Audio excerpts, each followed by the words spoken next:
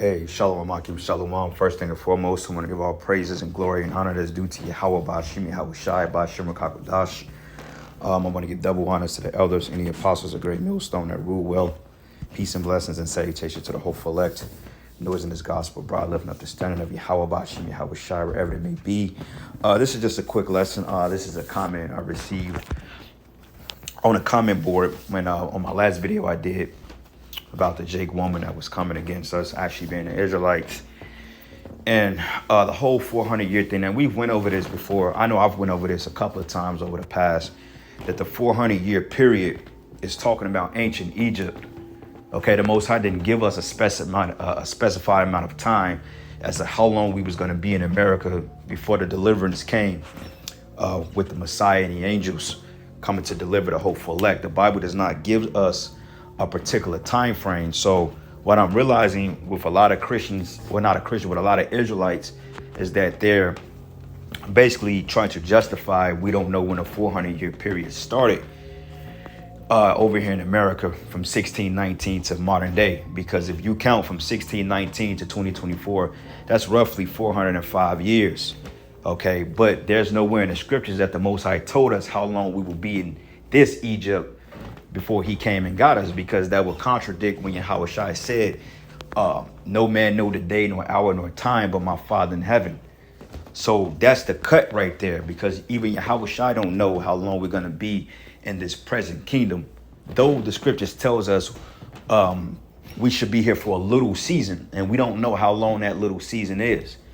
Now, what I'm realizing is that a lot of Jakes, they don't believe that the northern kingdom is actually Israelites, because they're stuck on that whole phenotype of color and woolly hair, which, come on, that's low level shit. Like, you got to elevate your thinking, Jake. So the comment basically says she was reading out of the Slave Bible 2.0. Nobody knows when the Most High started the 400-year clock. Where in the scriptures that say that it was going to be a 400-year clock from the time we came to America to our deliverance? Okay, and we're going to get that, and we're going to prove that the 400 years that it was talking about was ancient Egypt. And we was in Egypt 430 years, but we were slaves for 400 years. Okay, and some scholars, they break it down to 215-year time periods based on when the covenant was given up until the time we got the covenant through Moses. You know, so there's a lot of this, a lot of mix up in that regard as far as the historical standpoint. But if you go into Exodus, it tells us that the new Pharaoh that didn't know Joseph, and basically they decided to afflict us. Okay, because remember, when we came down to Egypt, we was not necessarily bond. They didn't just throw us head first in slavery. But after that first Pharaoh then died and passed on, and then when Joseph died, when Joseph passed on, then basically from that point, Israel, they began to oppress us, because they said, well, look, man, these people are multiplying too quick. They're going to overtake us. Therefore, we need to, put their ass in captivity and get our labor's worth. So he says here, not even Yahweh or not even Christ, 400 years written twice in the Bible, because it happened 2 times. Where in the Bible did it happen 2 times? Okay, the 400-year time period is not talking about this time. Okay, we don't know how long we going to be here. We just know that we're in the time of Yahweh Shai delivering us. But if you want to be technically honest, we've been over here we've been over here over 500 fucking years. Because see, if you want to be technically honest, from the time that Esau came back into power, which is the Renaissance period around 1400s, let's say anywhere between 1485 to 1492. Even in the mid 1400s, you had Esau that was coming back into power because they married into black nobility families of Jake, and then also you had what they call the Black Plague that wiped out, I believe, damn near 2/3 of our people at that time. You had different plagues and so forth that wiped out Jake, and different atrocities that wiped out or that took our people down, and it was basically prophecy. Not basically prophecy, it was prophecy that we was going to be taken down and Esau was going to come up into power.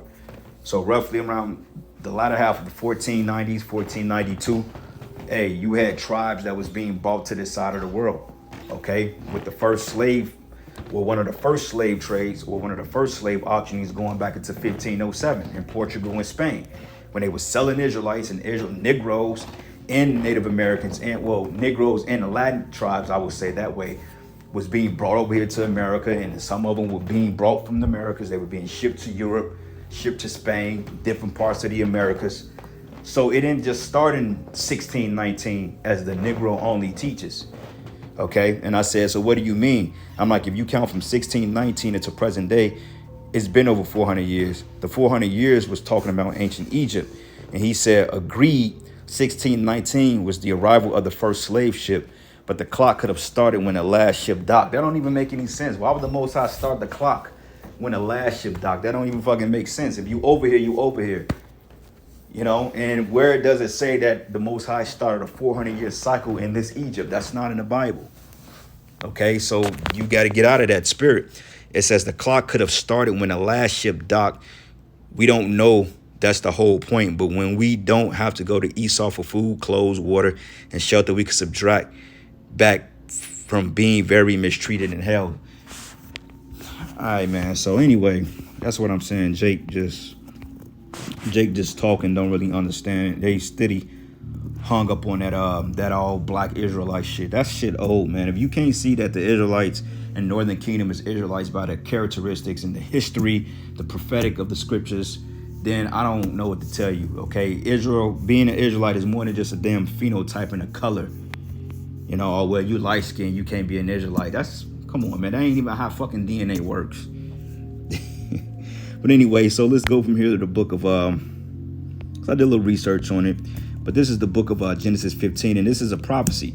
Genesis 15, and I'm going to start at 12. It says, and the sun was going down, and a deep sleep fell upon Abram.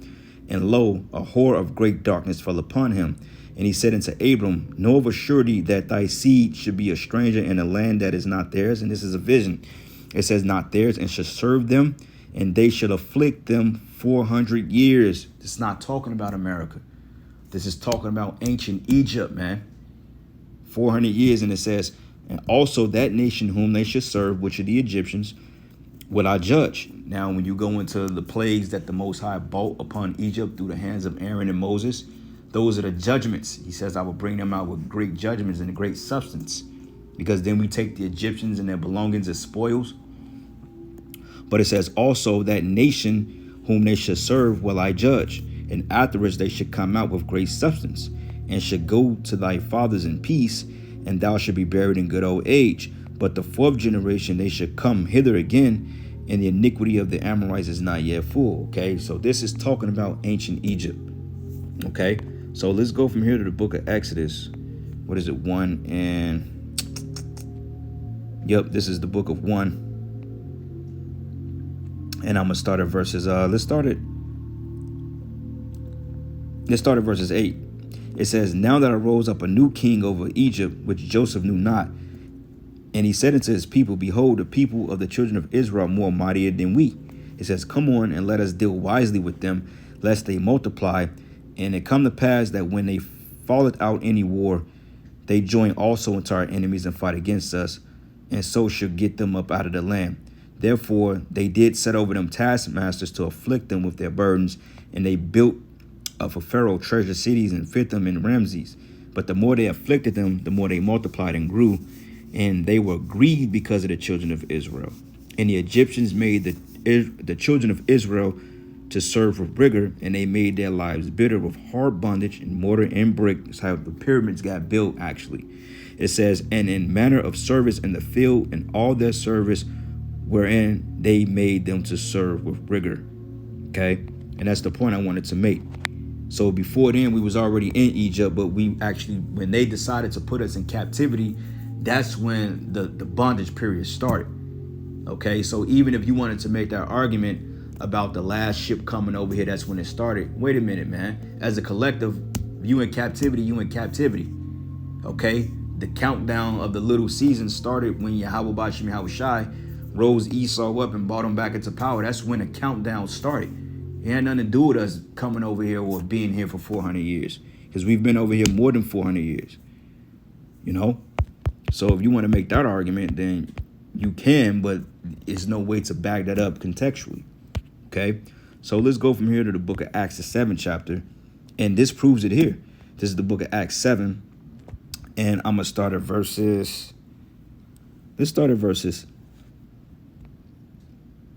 The whole chapter is good, but matter of fact, let's start at 1. It says, Then said the high priest, Are these things so? And he said, Men and brethren and fathers, hearken.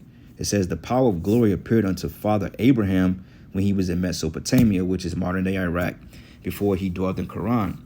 Remember, we just read that in Genesis 15th chapter. It says, And he said unto him, Get thee out of thy country and from thy kindred, and come into the land which I shall show thee.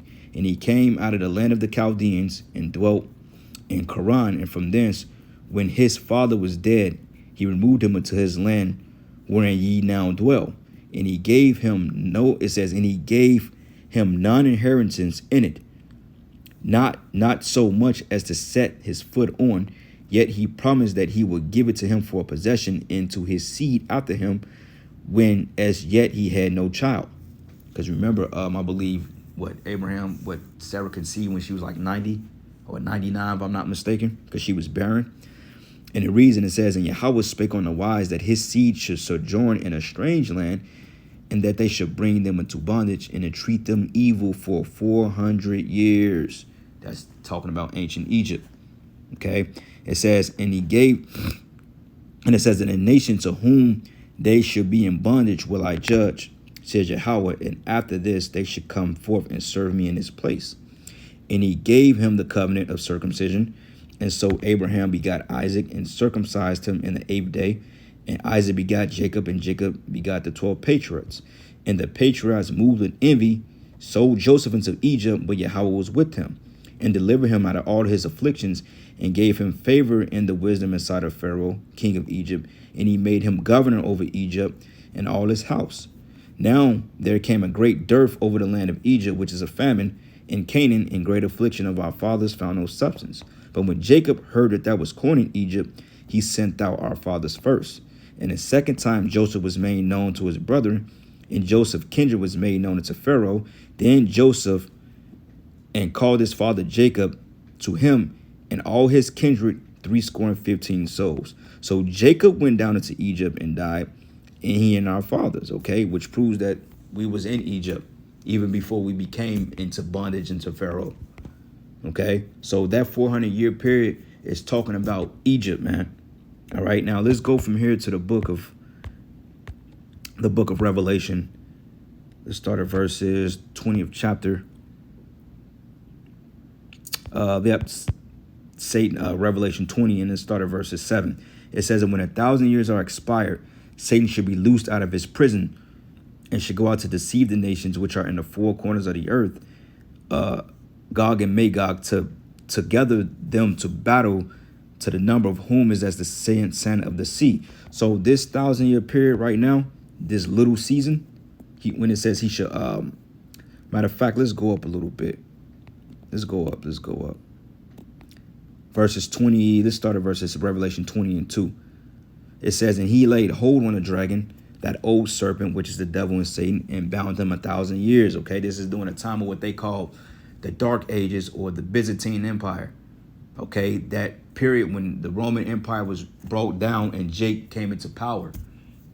Okay, from like 325 AD all the way to like 1492, roughly 1,000-year period, and cast him into the bottomless pit and shut him up and set a seal upon him, that he should receive the nations no more, deceive the nations no more, till the 1,000 years should be fulfilled. And after that, he must be loosed a little season. So where does that say 400 years? Okay, this is the time period we in now. We're in that period we're in the little season now. The Lord didn't specify how much time that would be, whether it's 500, because we've been over here 500 plus years already.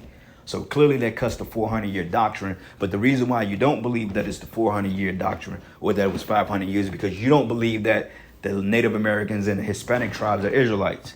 You just believe that all Israel was just nappy-headed niggas with dark, oily skin. That's just what you think, because, Jake, you're not spiritual.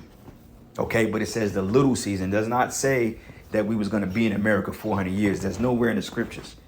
Okay, we don't know how long we're going to be over here, but we do know that we're at the end. Okay, so what I did was I went to Exodus, the 12th chapter. I went to Exodus 12 and verses 40. 40, matter of fact. Yep, let's start at 40. Now it says, now the sojourning of the children of Israel who dwelt, and I'm actually reading out the scriptures. It says, now the children of Israel, or the sojourning children of Israel who dwelt in Egypt, was 430 years. It says we dwelt there. We dwelt there for 430 years, but we were slaves 400 of those years. The first 30 years we was not slaves. Okay. And it says here, and it came to pass at the end of 430 years, even that self same day, it came to pass that all the hosts of the Lord went out from the land of Egypt. Okay. And this is going into the time of the Passover. It says 430 years, but 400 of those years we were slaves. Okay. Now, when you go into the commentary, it says the 430 years as the time of the sojourning in Egypt has been interpreted in two basic ways. It says the first is that the bondage lasted only 215 years. The two main arguments for this view are Galatians 3 and 17, which assumes that the 430 years mentioned begins with the call of Abraham and concludes with the Exodus. It says this will mean that the patriarchal period consisted of 215 years and the oppression in Egypt of 215 years. The other argument rests upon the Septuagint, which is the Greek translation of Exodus 12 and 40, which reads, who dwelt in the land of Egypt and the land of Canaan, rather than simply in Egypt. It says this also points to the 430 years as including the patriarchal age as well as the period of bondage. It says the objections to this view are several. Both Genesis 15 and 13 and Acts 7 and 6 state that the sojourn would be in a land that was not theirs and they would be oppressed for 400 years. So that's the difference between dwelling there and being oppressed. Okay, let's just say if you bought a house, right?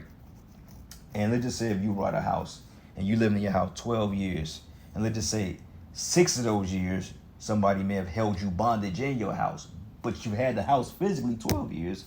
But as you was writing the story, you would say, well, I had the house 12 years, but I was in bondage in that house for 6 years. So that's a distinction. Just because you dwelled there doesn't mean that you were going through that particular scenario at that time. And this is why the Bible kind of breaks it down. Okay. But it reads, states that the sojourn will be in a land that was not theirs and that they will be oppressed for 400 years. Galatians 3 and 17 does not state that 430 years was from the time of Abraham's call to the time of the Mosaic covenant, but rather it is measured from the confirmation of the Abrahamic covenant into the Sinaitic covenant, which is Genesis the 46th chapter, 3rd verse. It says in it says Genesis 15 and 13 to Acts 7 and 6 do not speak of Abraham's sons, but of his descendants being afflicted 400 years, which are the Israelites. It says the expression fourth generation probably refers to a 400-year period, since that number is given in the same context. Generations in this context were calculated at 100 years rather than 40. Okay, because in some cases generations could be up to 20 to 40 to 70 years, 100 years. It just depends on, when you start having, most people start having children around the age of 20, 21. And then another 20 some plus, generations be anywhere between 21 to 100 years, But it says the second major view of the period of oppression is that it lasted for the period of 430 years, as stated in Exodus 12 and 40 and 41. But the view assumes that the reading of the Hebrew text is to be preferred over Greek translation of the Old Testament Septuagint. It says a third proposal, which is a slight variation from the second above, suggests that the 430 years includes the 400-year oppression, plus the time from the confirmation to Jacob and to the giving of the Sinaitic covenant. Okay? And that makes more sense. So, you can argue about that all one, but the proof is in the pudding. We dwelled in the land of Egypt 430 years, but we were slaves 400 out of those 430 years, if that makes sense. But anyway, that's pretty much it on that. Nothing too long. Lord's will, you were edified into the next lesson, giving all praises and glory and honor that's due to Yahweh Bashim Yahweh Shai. Lord's will, you were edified into the next lesson. Shalom.